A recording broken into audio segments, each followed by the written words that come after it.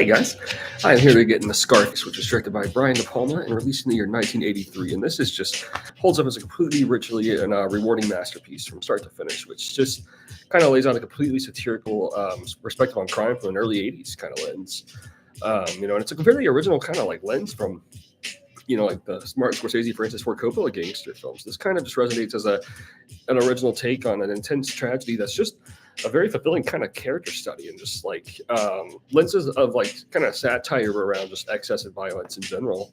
And I think it's just it's absolutely masterful how Brian De Palma makes this completely over the top because there's just so much realism going on in this depth of satire.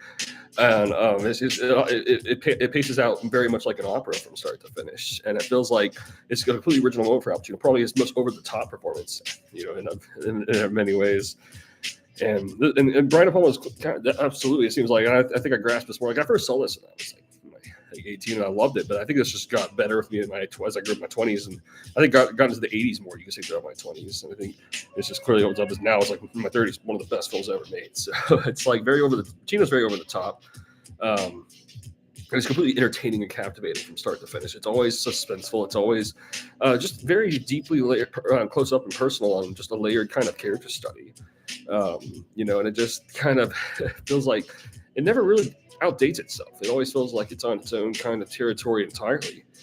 And, just like you kind of ultimately just, it's this really insane sort of story that just, you end up just finding just something very fulfilling in the end out of the whole journey along the way. It's just like the characters beats are very complete. It's very layered and deep. It's just a flawless film from start to finish. I mean, every bit of this holds up perfectly. And this is just one I've always, I don't know, it just lands in a way. It's like, wow, yeah, this is just perfectly, and I think Brian De Palma would only upgrade with this with Carlito's Way, which he would make in the early 90s. That's the only, he's like, I think, Brian De Palma had this really masterful evolution from the 70s. He was more like a thriller kind of artist. And then in the 80s, he morphed into a gangster artist. And I think, like in his filmography, it speaks just for himself in very organic ways that are just very resonating. And it's just really wonderful how this all pans out from start to finish.